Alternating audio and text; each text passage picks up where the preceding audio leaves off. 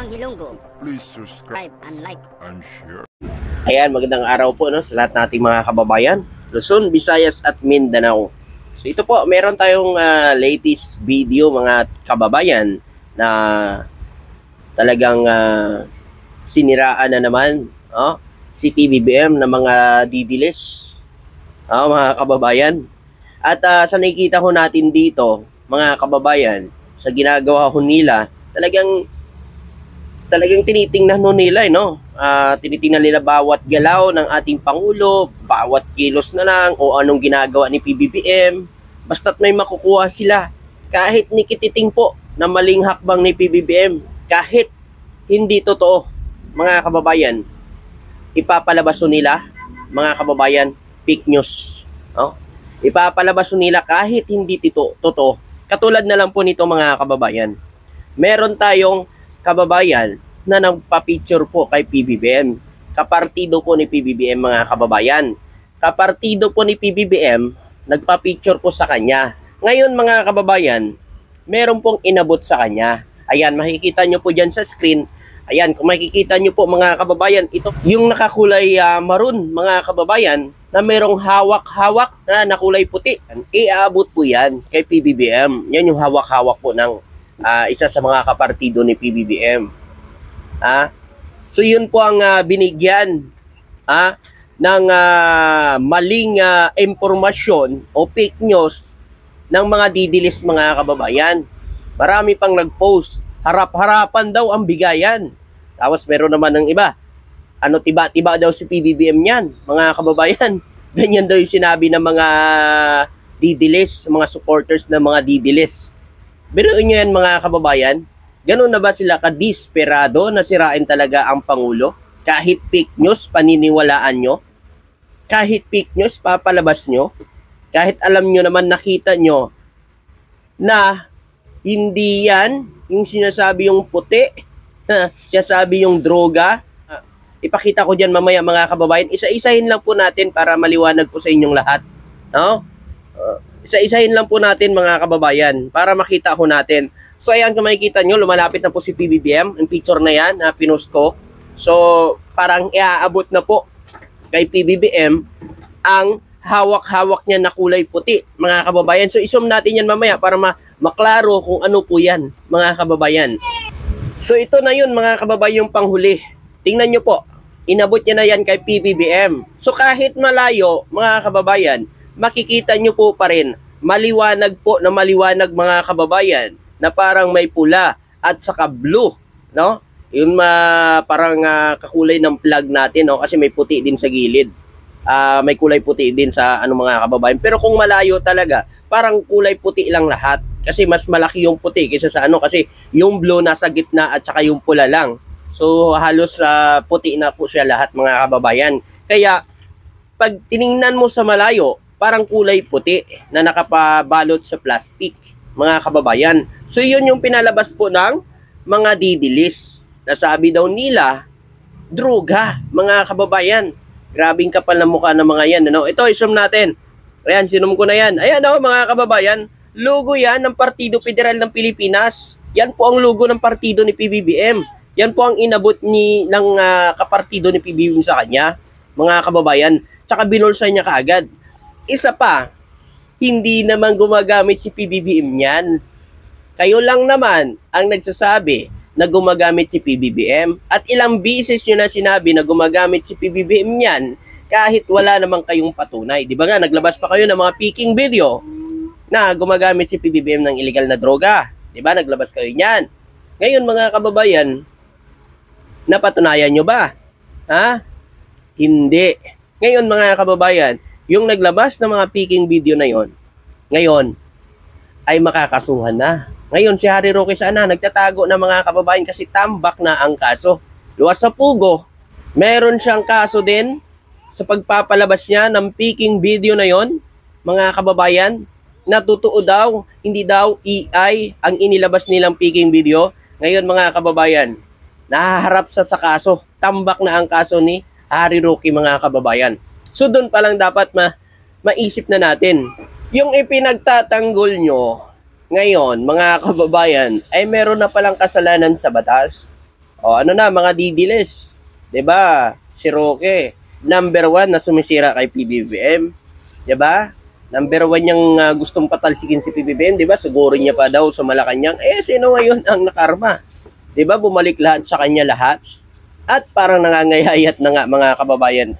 So ito po no sa lahat nating mga kababayan, kung sino man po ang nanood sa ating diyan mga kababayan, sa mga hindi ko pa subscriber, sa hindi ko pa mga nakapag-subscribe sa akin.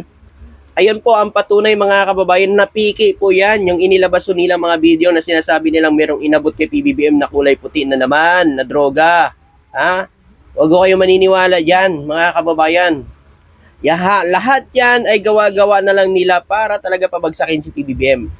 Ang mga didilis na yan mga kababayan, wala na ho yan sa katinuan. Wala na yan sa mga katinuang isip. Diba?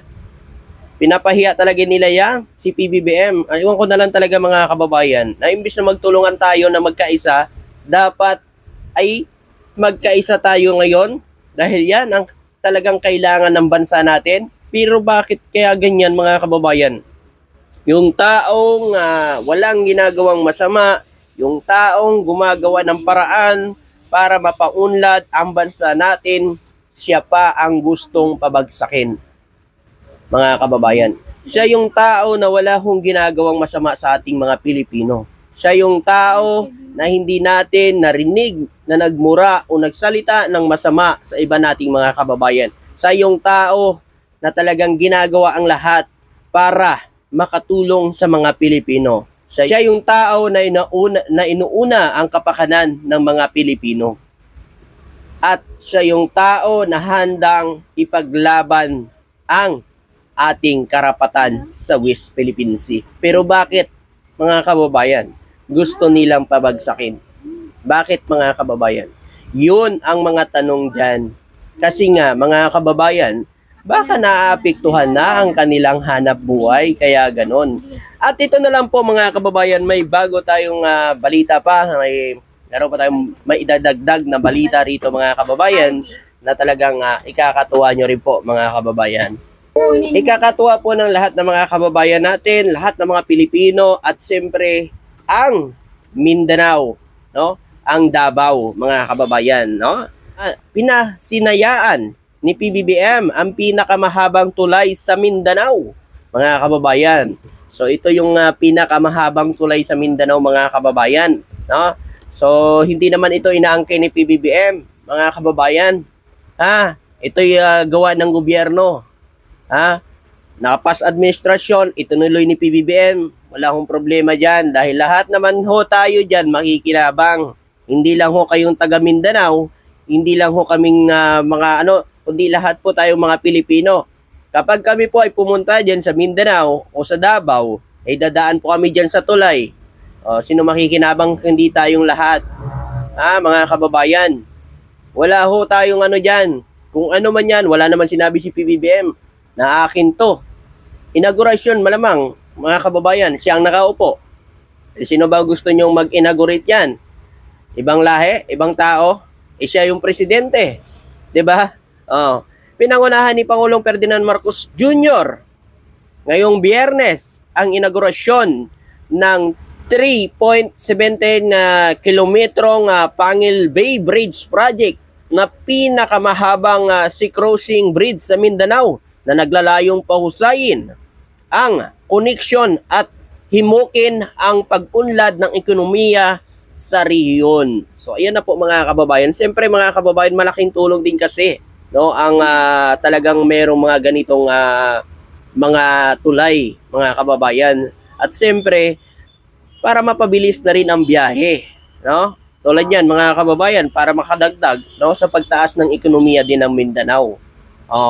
Ayaw na naman nila yan kasi mamaya sasabihin na naman ng mga didilis inaangkin ni PBBM. Wala hong tayong narinig na inaangkin niya ni PBBM mga kababayan. Kung tutusin, wala hong nagmamay-ari yan kundi gobyerno. Tayong lahat ng mga Pilipino kasi tax natin yan. Mga kababayan, wala hong nagmamay-ari yan. Mga kababayan, pasalamat tayo kasi ang ating gobyerno nagpagawa ng ganyan. Laking tulong yan para sa bansa natin sa pagpataas ng ekonomiya. Lalo na yung Cavite to Bataan, mga kababayan, to Manila Bay. Yan, malaking bagay din yan, mga kababayan. So naumpisahan na rin yan, mga kababayan, at napakalaking tulong yan para maibsan din dito ang traffic sa Luzon, mga kababayan.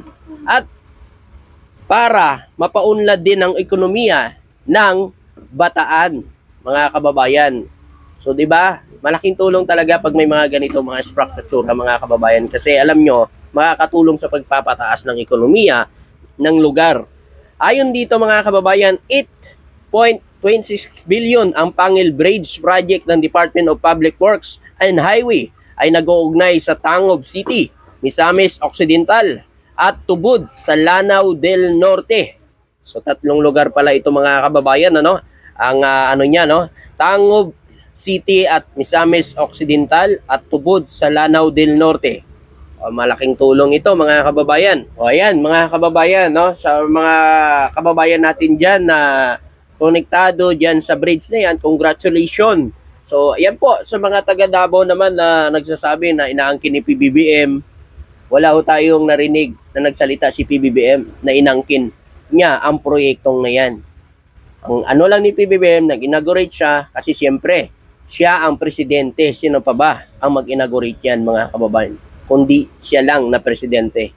So yun po, mga kababayan, maraming salamat at magandang araw po sa inyo lahat. God bless. Thank you po.